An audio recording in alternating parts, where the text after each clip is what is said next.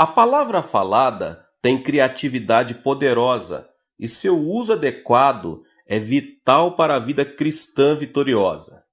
Esta palavra falada, contudo, deve ter uma base correta a fim de ser eficaz. O princípio da descoberta da base correta para a palavra falada é uma das porções mais importantes da verdade de Deus. É com referência a este tópico que quero conversar com vocês agora mesmo. Certo dia, trouxeram ao meu escritório uma senhora deitada numa maca. Era paralítica do pescoço para baixo e não conseguia mexer nem mesmo um dedo. Enquanto a introduziam em meu escritório, comecei a ter uma sensação estranha. Era como se meu coração estivesse perturbado. Assim como houve um sentimento de expectativa junto ao poço de Betesda, assim também eu sabia que algo ia acontecer. Acerquei-me em volta de sua maca e, ao olhar para seus olhos, vi que ela já tinha a fé para ser curada. Não uma fé morta, mas uma fé viva. Toquei-lhe a testa e disse: Irmã, no nome de Jesus Cristo seja curada. Instantaneamente, o poder de Deus se manifestou e ela foi curada. Levantou-se da maca, emocionada, assustada e eletrizada.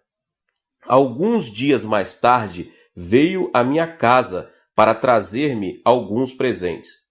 Ao entrar em meu escritório, perguntou: Será que eu podia fechar a porta? Sim, respondi. Feche a porta. Então ela se ajoelhou perante mim, ainda espantada de sua cura, e disse: Senhor, por favor, revela-te a mim. És tu o segundo Jesus encarnado? Sorri, querida irmã, você sabe que tomo 3 refeições por dia, vou ao banheiro e durmo todas as noites. Sou tão humano quanto você, e a única maneira pela qual sou salvo é por intermédio de Jesus Cristo. Esta senhora tinha recebido uma cura tão miraculosa que a notícia se espalhou rapidamente. Logo depois, uma senhora rica veio à minha igreja, também trazida em uma maca. Tinha sido cristã por muito tempo e servido como diaconisa de sua igreja. Ela tinha decorado passagens e mais passagens acerca da cura divina. Eu sou o Senhor que te sara. Êxodo 15, 26. Pelas suas pisaduras fomos sarados. Isaías 53, 5. Ele mesmo tomou as nossas enfermidades e carregou com as nossas doenças. Mateus 8, 17. E esses sinais hão de acompanhar aqueles que creem. Se impuser as mãos sobre os enfermos, eles ficarão curados. Marcos 16, 17, 18. De modo que orei por ela com todo o meu poder, mas nada aconteceu. Então gritei, repetindo as mesmas orações para a cura. Usei a palavra de Deus, até mesmo pulei, mas nada aconteceu. Disse-lhe que se levantasse pela fé. Muitas vezes ela se levantava, mas no instante que a soltava ela caía como um pedaço de madeira morta. Então eu dizia: tenha mais fé e levante-se. Ela se levantava de novo e de novo caía. Então me dizia que ela tinha toda a fé que há no mundo, mas sua fé não funcionava. Fiquei muito deprimido e logo ela começou a chorar. Ela dizia: Pastor Chu, o Senhor tem preconceitos contra mim. O Senhor amava tanto a outra mulher que a curou, mas o Senhor realmente não me ama, de modo que ainda estou doente. O Senhor tem preconceitos. Irmã, respondi, eu fiz tudo. Você mesma viu. Orei, clamei, pulei e gritei. Fiz tudo que um pregador pentecostal pode fazer, mas nada aconteceu. E não posso compreender o motivo. Em minha igreja, este problema inquietante de uma pessoa ser curada enquanto outra permanece enferma não ficou limitado a esta ocasião. Evangelistas de fama mundial têm vindo à minha igreja e entusiasticamente dizem: todos vão ser curados. Todos. Pregam a palavra de fé e muitos são curados. Depois, estes evangelistas se vão, levando toda aquela glória, e eu fico com a incumbência de tratar dos doentes que não foram curados. Estes vêm a mim, desanimados, abatidos e desesperados, queixando-se: não fomos curados. Deus desistiu de nós, estamos completamente esquecidos. Porque devemos lutar para vir a Cristo e crer. Aflijo-me, oro e choro. Por que, Pai? Por que isto é assim? Deus, por favor, dá-me a resposta, uma resposta clara. E ele o fez, de modo que agora gostaria de partilhar com você esta resposta e algumas coisas que me levaram a receber esta compreensão. As pessoas pensam que podem crer na palavra de Deus, e podem, mas falham em fazer a diferença entre a palavra de Deus, que dá o conhecimento geral a respeito de Deus, e a palavra de Deus que ele usa para conceder fé acerca de circunstâncias e problemas específicos. É este último tipo de fé que produz milagres. No grego, há duas palavras diferentes para a palavra: logos e rema. O mundo foi criado pela palavra logos de Deus. Logos é a palavra geral de Deus, que se estende desde o livro de Gênesis ao Apocalipse, pois todos estes livros falam acerca de Jesus Cristo, direta ou indiretamente. Ao ler a palavra logos do Gênesis ao Apocalipse, a pessoa pode receber todo o conhecimento que necessita a respeito de Deus e de suas promessas. Mas pela simples leitura, a pessoa não recebe fé. A pessoa recebe conhecimento e compreensão acerca de Deus, mas não recebe fé. Romanos 10:17 mostra-nos que o material usado para edificar a fé é mais do que simples leitura da palavra de Deus. A fé vem pela pregação, e a pregação pela palavra de Cristo. Nesta passagem, palavra não é logos, mas rema. A fé, especificamente falando, vem pela pregação da palavra rema. O Dr. Ironside define em seu lexo grego a palavra logos, a palavra dita de Deus, e rema, a palavra dizente de Deus. Muitos eruditos definem a ação de rema como se o Espírito estivesse tomando alguns versículos da palavra de Deus e vivificando com eles uma determinada pessoa. Eis minha definição de rema. Rema é uma palavra específica, dado a uma pessoa específica em uma situação específica. Certa vez, na Coreia, uma senhora provia grandes concentrações para a juventude na montanha de Sangar. Essa senhora tinha um grande ministério. Quando se punha de pé e pregava, as pessoas viam à frente e caíam ao solo como se tivessem sido atingidas pelo raio, tocadas pelo poder do Espírito. Muitos eram os jovens que participavam das suas reuniões. Nesta ocasião, essa senhora realizava reuniões juvenis em Sangar, e milhares de jovens compareciam todas as noites. Durante a semana da campanha choveu muito, e todos os rios transbordaram. Um grupo de jovens desejava assistir ao culto certa noite. Chegando à margem do rio, perceberam que as reuniões estavam sendo realizadas no povoado do outro lado. Mas o rio estava muito cheio e não havia pontes nem barcos por perto. Os jovens se desanimaram. 3 moças disseram: "Por que simplesmente não entramos no rio? Pedro andou sobre as águas, e o Deus de Pedro é o nosso Deus, e o Jesus de Pedro é o nosso Jesus, e a fé que Pedro tinha é a nossa fé. Pedro creu, e devemos fazer o mesmo. Vamos andar sobre o rio. O rio estava muito cheio e a correnteza estava forte. As 3 moças se ajoelharam, deram-se as mãos e citaram a Escritura, mencionando Pedro caminhando sobre as águas.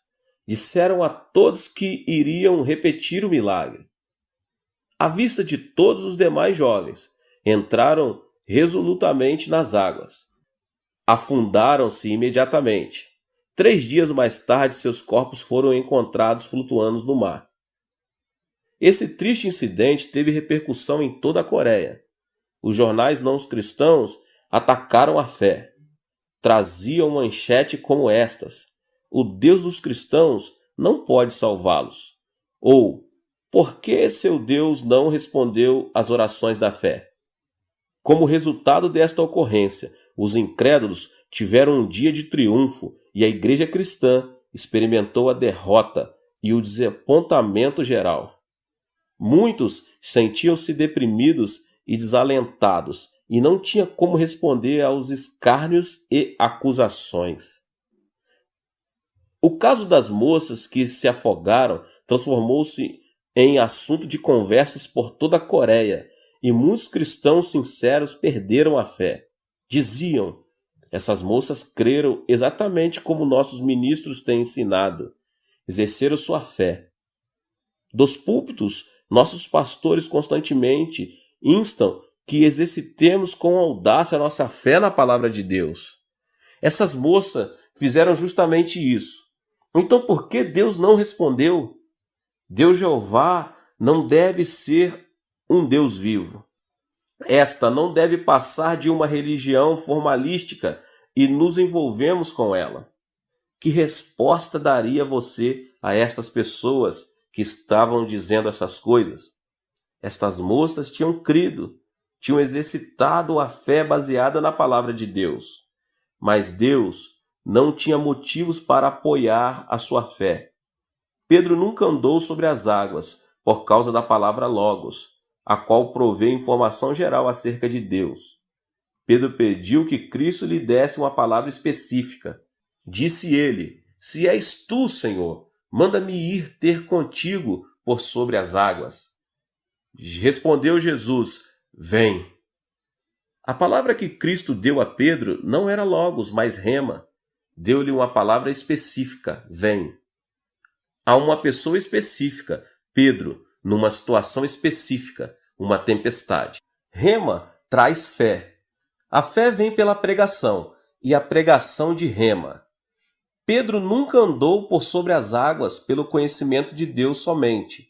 Pedro tinha a Rema.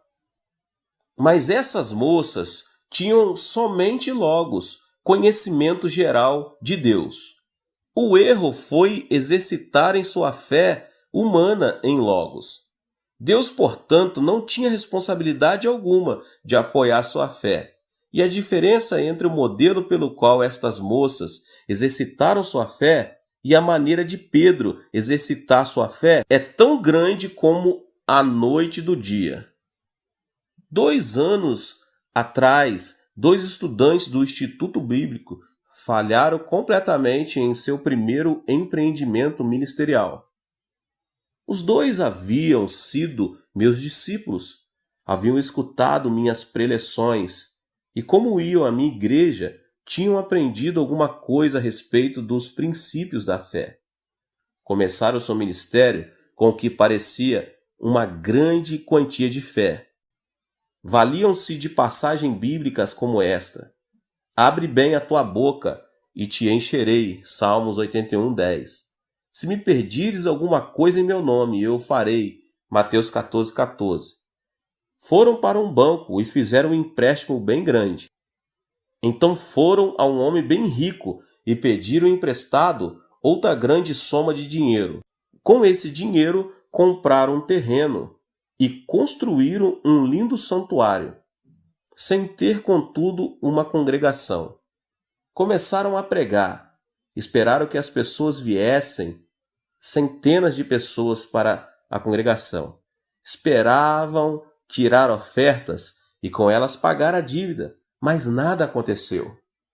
Um desses jovens tinha pedido emprestado cerca de US$ 30.000, o outro cerca de US$ 50.000. Logo chegaram os credores. Os jovens se viram muito apertados e chegaram ao ponto de quase perder a fé.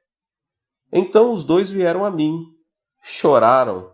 Pastor David Poyong Cho, porque o seu Deus é diferente do nosso. O Senhor começou com US$ 2.500 e agora já completou um projeto de US$ 5 milhões. Nós construímos uma igreja que nos custou US$ 80.000. Por que Deus não nos responde? Cremos no mesmo Deus, temos a mesma fé. Por que Ele não nos responde? Então começaram a citar passagens bíblicas que contêm promessas, tanto no Antigo como no Novo Testamento, acrescentando: fizemos exatamente como o Senhor nos ensinou e fracassamos. Alegra-me que tenham fracassado depois de seguir as minhas palavras. Vocês são bons discípulos meus, mas não do Senhor Jesus Cristo. Vocês compreenderam mal algum dos meus ensinamentos. Comecei a obra de minha igreja dirigido por Rema, não por Logos. Deus falou claramente ao meu coração, dizendo: levanta-te, vai e edifica uma igreja para 10.000 pessoas. Deus colocou sua fé em meu coração e eu fui, e um milagre ocorreu. Mas vocês saíram simplesmente com Logos, conhecimento geral a respeito de Deus e de sua fé. Portanto, Deus não tem responsabilidade alguma de apoiá-los, embora o ministério que vocês realizavam fosse para o Senhor Jesus Cristo. Irmãos e irmãs, por meio de Logos vocês podem conhecer a Deus, podem adquirir compreensão e conhecimento a respeito dele, mas Logos nem sempre se transforma em Rema. Suponhamos que um doente tivesse ido ao tanque de Betesda e dito aos que estavam ali: vocês são uns bobos. Por que esperam aqui? Este é o mesmo tanque de sempre, com a mesma água, no mesmo lugar. Por que tem de esperar dia após dia? Vou entrar na água agora e lavar-me. Em seguida, ele mergulha e toma um banho, mas ao sair da água, não fora curado. Pois somente depois que vinha o anjo de Deus e revolvia a água, as pessoas podiam entrar, lavar-se e serem curadas. Ainda era o mesmo tanque de Betesda, no mesmo lugar, com a mesma água. Só que quando a água era revolvida pelo anjo de Deus, é que ocorria o milagre. Rema procede de Logos. Logos é como o tanque de Betesda. Você pode ouvir a palavra de Deus e pode estudar a Bíblia, mas somente quando o Espírito Santo vem e aviva uma passagem, ou passagens das Escrituras ao seu coração, queimando-as em sua alma e dando-lhes a conhecer como aplicá-las diretamente à sua situação específica, é que logo se transforma em Rema. Se você nunca tem tempo de esperar na presença do Senhor, então o Senhor nunca confirmará a palavra de que você tanto necessita em seu coração. Esta é uma época de muita agitação, muita correria. As pessoas vão à igreja para serem entretidas, puro entretenimento. Ouvem um sermão curto e são despedidas, sem terem tempo para esperar no Senhor. Dá-se-lhes Logos, mas não Rema. Por isso não veem milagres de Deus e começam a duvidar do seu poder. As pessoas devem ir ao santuário, à igreja, ouvir atentamente ao pregador e esperar no Senhor. Mas como não ouvem em atitude de oração, esperando no Senhor a fim de receber Rema, não podem, portanto, receber a fé necessária para a resolução dos seus problemas. O seu conhecimento da Bíblia aumenta à proporção que seus problemas aumentam. E embora venham à igreja, nada acontece. Por isso começam a esfriar-se e a perder a fé. Outro problema que sofrem as igrejas desta época é que os ministros andam demasiadamente ocupados. Passam horas e horas fazendo o trabalho de eletricista, carpinteiro, porteiro, enfermeiro, ocupados em 100 tarefas diferentes. Quando chega o sábado, tropeçam por aí tentando pensar em alguma palavra logos para pregar na manhã de domingo. Estão cansados a tal ponto que não têm tempo para esperar na presença do Senhor. Não tem tempo de trocar o capim verde em leite branco. Suas congregações comem capim, mas não o leite rico da palavra. Este é um erro muito grande. Os leigos não são inimigos do pastor, são seus amigos, como fizeram os apóstolos. Os ministros devem concentrar-se na oração e no ministério da palavra, delegando qualquer outro trabalho aos seus leigos, anciões, diáconos, diaconisas e líderes. Eu sigo esta norma em minha igreja.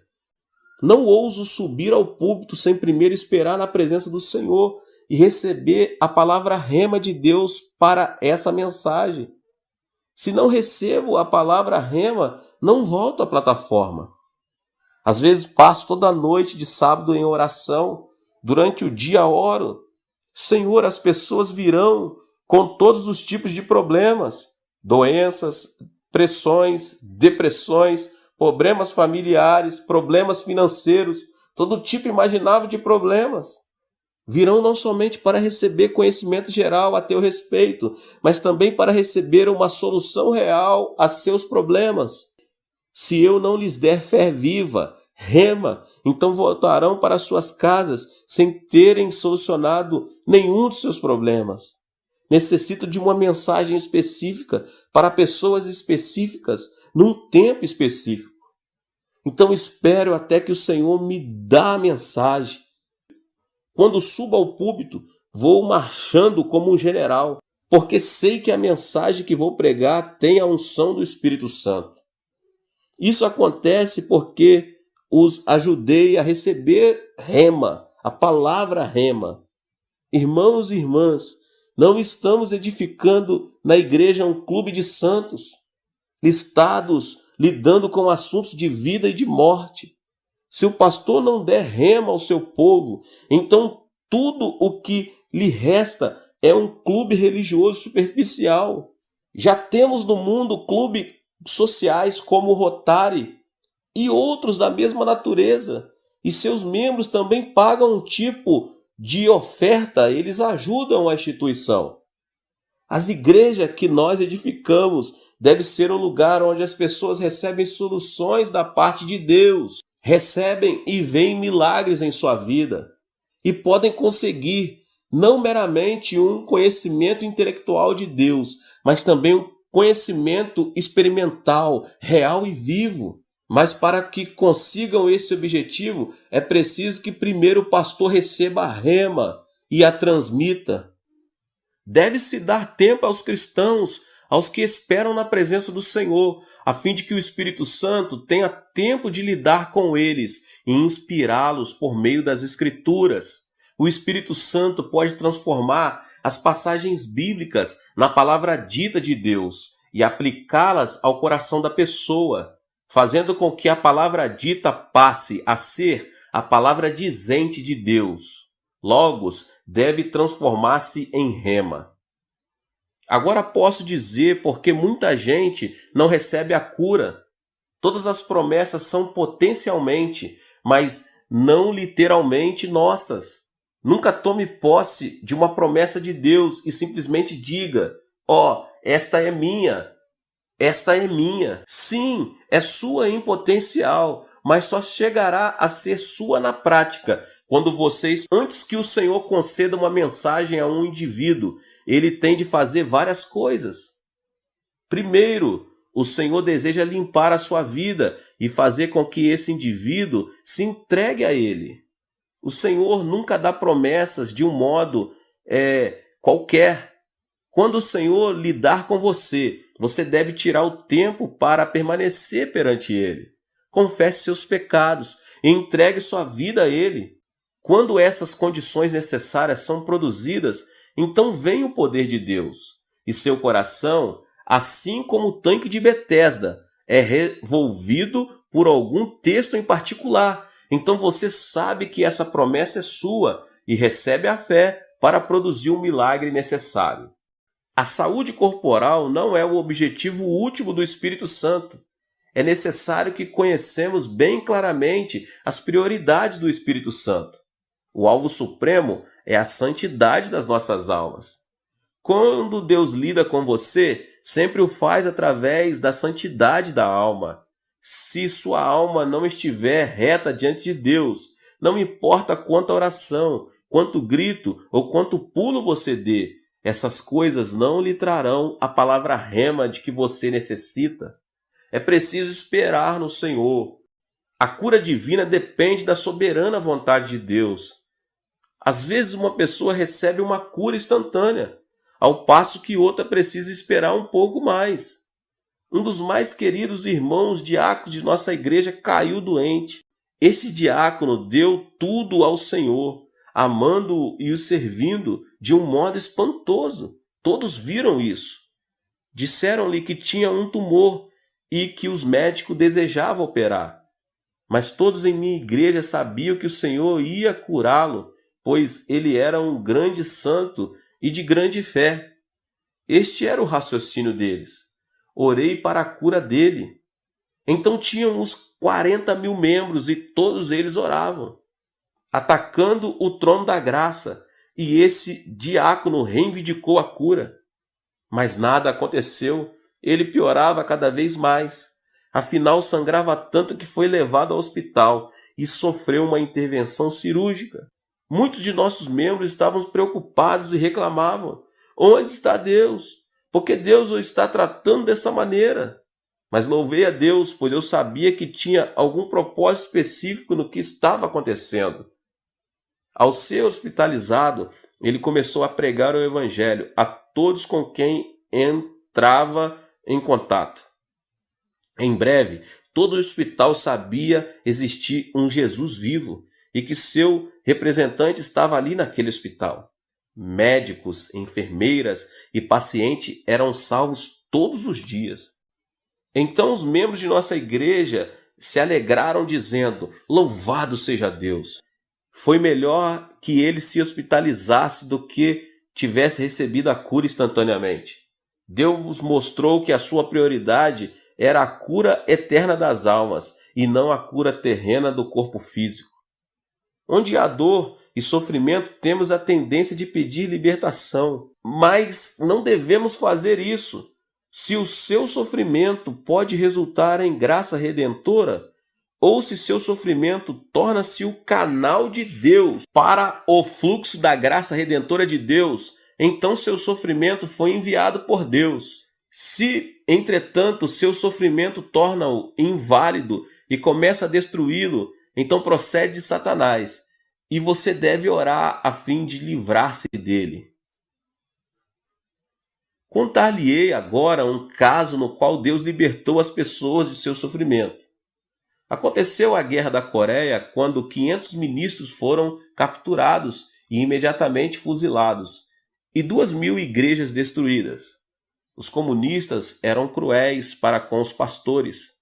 A família de certo ministro foi capturada em Incheon, na Coreia, e os líderes comunistas submeteram-nos aos que chamavam de Tribunal do Povo. Os acusadores diziam: este homem é culpado de cometer este tipo de pecado, e por este pecado deve ser castigado. A única resposta que recebiam era um coro unânime de voz dizendo: sim, sim. Desta vez cavaram um grande buraco, colocaram o pastor, sua esposa e vários de seus filhos dentro dele. Então o líder falou: todos estes anos o Senhor tem desviado as pessoas com a superstição da Bíblia. Se desejar agora tratar-se perante o povo aqui reunido e arrepender-se da sua má conduta, então o Senhor, sua esposa e seus filhos serão libertos. Mas se persistir em suas superstições, toda a sua família vai ser enterrada viva. Tome sua decisão. Todos os seus filhos começaram a chorar, dizendo: pai, pai, pense em nós. Imagina a situação desse homem. Se você estivesse em seu lugar, o que teria feito? Sou pai de 3 filhos e chegaria quase a preferir ser lançado ao fogo do inferno a ver meus filhos serem mortos. Este pai estava profundamente abalado. Levantou a mão dizendo: sim, sim, faloei, vou denunciar, minha. Mas antes de poder terminar a frase, a esposa tocou-lhe o lado dizendo: diga não. E dirigindo-se aos filhos, essa valente mulher disse: calem-se, filhos. Esta noite vamos jantar com o Rei dos Reis e Senhor dos Senhores. Então começou a cantar o hino no celeste porvir. Seus filhos e marido acompanharam no cântico enquanto os comunistas começaram a enterrá-los. Logo as crianças estavam enterradas, mas até que a terra lhes chegasse ao pescoço, continuavam a cantar e o povo a olhar. Deus não os livrou, mas quase todos que viram a execução tornaram-se crentes. Muitos são membros de minha igreja. Mediante seu sofrimento fluiu a graça da redenção. Deus enviou seu único filho a fim de ser crucificado na cruz, para que o mundo pudesse ser salvo e redimido. Esse é o objetivo último de Deus, a redenção de almas. De modo que quando a pessoa desejar a cura divina ou uma resposta dos altos, focalize a vista através das lentes do último objetivo, a redenção de almas. Se perceber que seu sofrimento realiza mais redenção do que sua cura, então não peça a libertação, mas Deus lhes dê força a fim de perseverar. Nem sempre é fácil fazer distinção entre o sofrimento ocasionado por Satanás, do qual Deus deseja livrá-lo, e o sofrimento que Deus pode usar a fim de fazer com que o fluxo da graça redentora continue a fluir. A fim de tomar esse tipo de decisão, é preciso que a pessoa espere no Senhor e conheça a sua vontade. Não se desanime e ande à procura de oração de um evangelista famoso após outro. Mas mediante a oração, jejum e fé, deixe que Deus lhe apresente sua vontade. Quando o Espírito Santo aviva logos da Escritura ao seu coração, concede-lhe uma fé miraculosa. Você sabe que a passagem bíblica não mais pertence à palavra dita de Deus, mas transforma-se instantaneamente na palavra dizente de Deus para você. Então você deve firmar-se nessa palavra, seguir em frente e praticá-la, embora não possa ver nada. Embora não possa tocar nada, embora na sua vida inteira esteja totalmente às escuras, uma vez que você recebe a palavra rema, não tenha medo. Siga em frente e ande por sobre as águas, e verá o milagre. Tenha cuidado, entretanto, em não adiantar-se a Deus. Muitas pessoas andam na frente de Deus, assim como o fez Paulo em sua vontade de levar o evangelho de Cristo. Cristo ordenou que fôssemos até os confins e pregasse o evangelho, de modo que Paulo, seguindo a palavra Logos, dirigiu-se para a Ásia. Mas o Espírito Santo, o Espírito de Jesus, não permitiu que ele chegasse lá. Então Paulo disse: irei para a Bitínia. Novamente o Espírito do Senhor disse: não. Então Paulo e seus companheiros desceram a Troade, uma cidade desconhecida.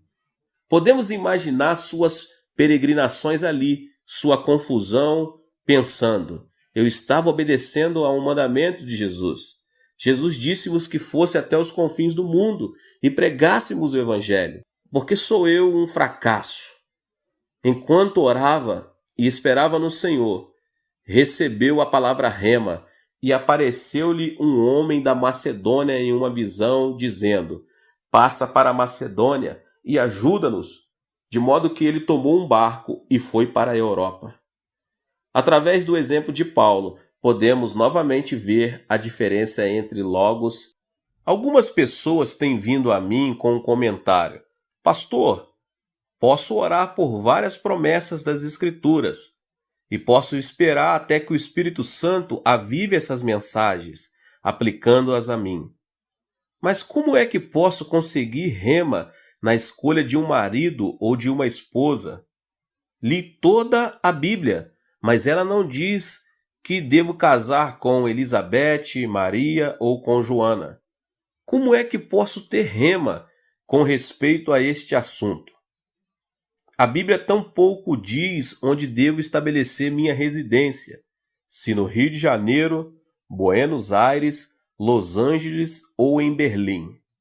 Como é que posso saber a vontade de Deus a esse respeito? Estas são questões legítimas. Permita-lhe dar-lhes os 5 passos que uso a fim de saber a palavra rema acerca de questões específicas. O primeiro passo é colocar-me em ponto neutro.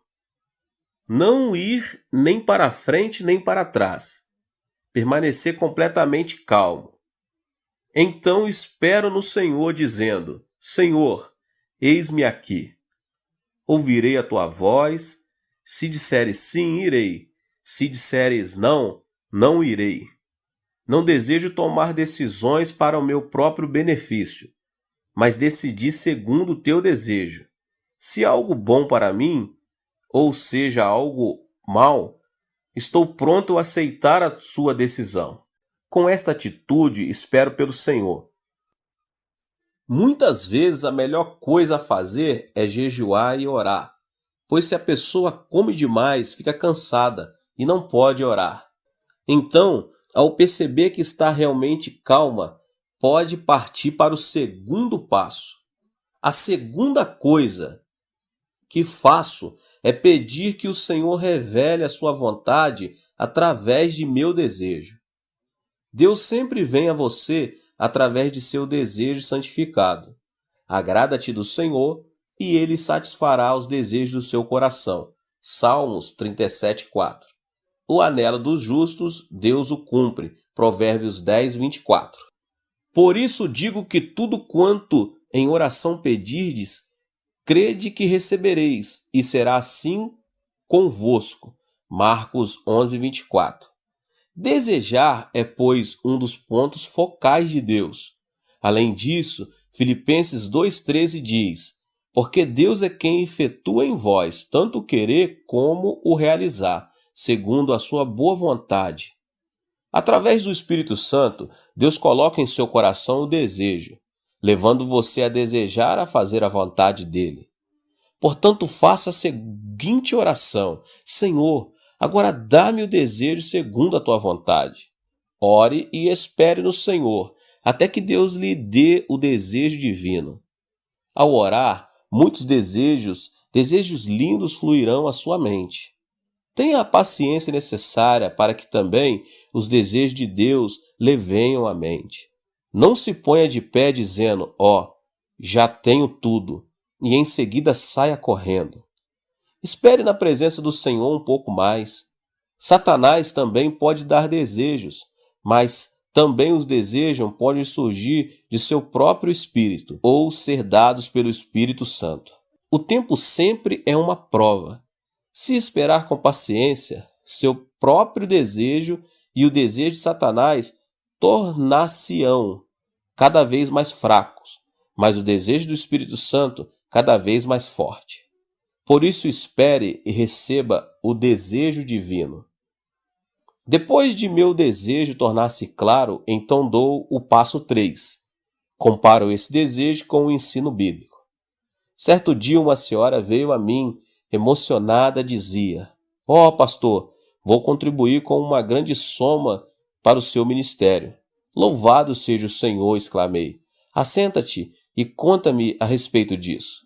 Tenho um desejo fantástico de entrar para o mundo dos negócios. Fiquei sabendo de uma boa empresa e se entro nela vou ganhar muito dinheiro. Que tipo de negócio é? Tenho um desejo ardente de monopolizar o mercado de cigarros. Tabaco, o Senhor percebe. Esqueça-se disso, disse a ela. Mas tenho o desejo, disse ela. Um desejo ardente, como o Senhor sempre pregou. Esse desejo procede de sua própria carne, respondi. Já examinou a Bíblia a fim de verificar se o que estará fazendo é certo? Não. Seu desejo deve ser aprovado pelas Escrituras. Instruía. A Bíblia diz que somos templos do Espírito Santo. 1 Coríntios 6:19. Se Deus desejasse que seu povo fumasse, ele teria feito nosso nariz de maneira diferente. Chaminés devem dar para cima e não para baixo. Pense no nariz, aponta para baixo e não para cima. O propósito de Deus não era que fumássemos, porque nossa chaminé aponta para baixo. A habitação do Espírito Santo é seu corpo. Se o poluir com fumaça, então estará poluindo o templo do Espírito Santo. Seu desejo está fora da vontade de Deus. Seria melhor que simplesmente se esquecesse desse novo negócio. Certo homem veio a mim dizendo: Pastor, fiz amizade com uma linda mulher, uma viúva. Ela é terna, linda e maravilhosa. Ao orar, tenho um desejo ardente de me casar com ela. Mas também tenho minha mulher e filhos. Olha, respondi, esqueça-se disso, porque tal coisa procede do diabo. Oh, não é do diabo, discordou ele. Quando orei, o Espírito Santo me disse ao coração que minha esposa não é exatamente o tipo de costela que se encaixa ao meu lado. Minha esposa é sempre um espinho na carne.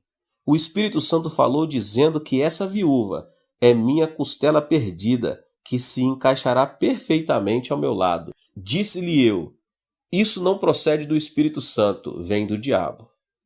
Muitas pessoas cometem esse tipo de erro. Se orarem contra a palavra escrita de Deus, então o diabo falará. Disse-lhe eu, isto não procede do Espírito Santo, isso vem do diabo. Muitas pessoas cometem esse tipo de erro. Se orarem contra a palavra escrita de Deus, então o diabo falará. O Espírito Santo jamais contradirá a palavra escrita de Deus.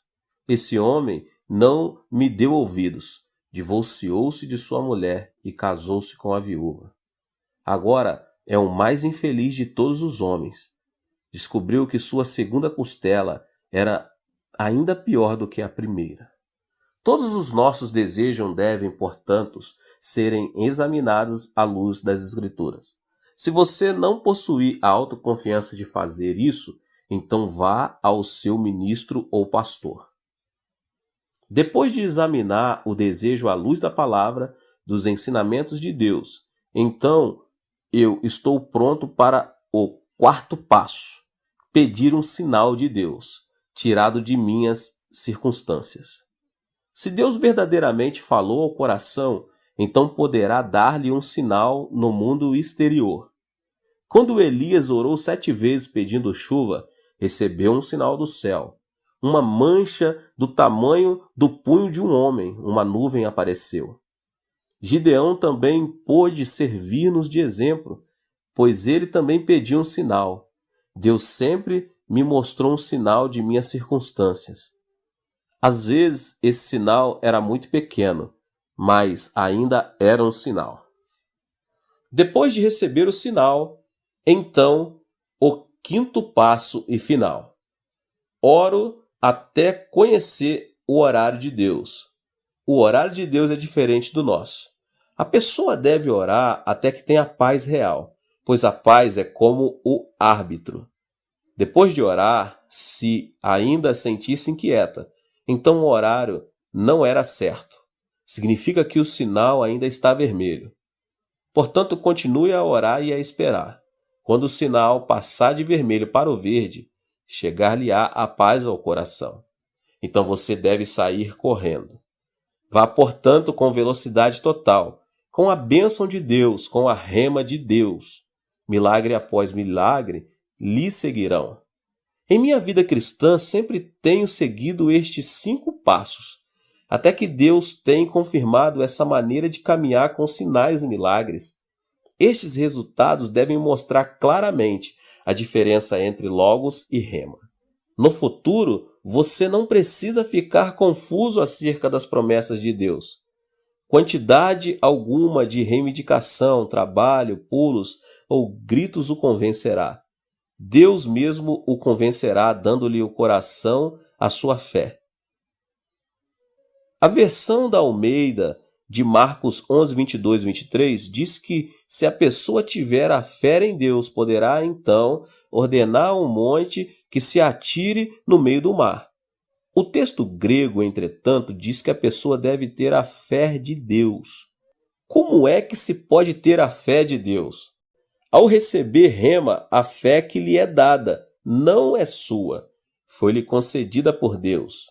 Depois de receber essa fé que vem do alto, então pode ordenar que montanhas sejam removidas. Sem receber a fé de Deus, a pessoa não pode fazer tal coisa.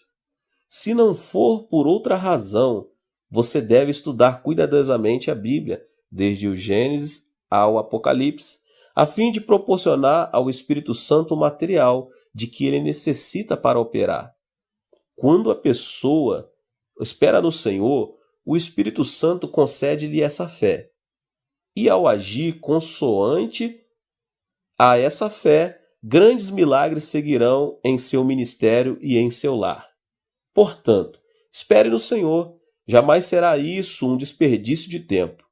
Quando Deus lhe fala ao coração, ele pode, e em segundo, fazer coisas muito maiores do que você poderia fazer no ano todo. Espere no Senhor e verá grandes coisas realizadas por seu intermédio. Deus te abençoe. Esta foi mais uma palavra do pastor David Poyong Cho. Se inscreva aqui no canal, ative o sininho das notificações para você não perder nenhuma das palavras que têm sido ministradas aqui. Deixe o seu like e não esqueça de compartilhar com as pessoas que você mais ama. Te vejo nos próximos vídeos. Seja membro do canal Vinícius Siqueira e obtenha benefícios que só os membros têm. Então, você que já é inscrito no canal e ativou o sininho das notificações, logo você vê o botão Seja Membro, clique nele e obtenha os benefícios. E o primeiro benefício é que você tem uma mensagem destacada. Quando você faz um comentário aqui no canal, você tem um destaque na sua mensagem. E isso é muito importante porque você mostra para os outros que você apoia este canal. E outro benefício que você tem é que você pode compartilhar os devocionais diários, que são 365 devocionais, que são postados todos os dias aqui no canal. Existe um grupo específico e a pessoa recebe um link que é direcionado para o grupo. E nesse grupo você tem todos os devocionais de todos os dias do mês, que você recebe logo pela manhã, e você tem o benefício de compartilhar esses devocionais com os seus contatos. Esse benefício é apenas para os membros. No YouTube não tem como compartilhar os devocionais, apenas ler na comunidade do YouTube, mas quem é membro tem o benefício de compartilhar com todos os seus contatos e as suas redes sociais. Seja membro!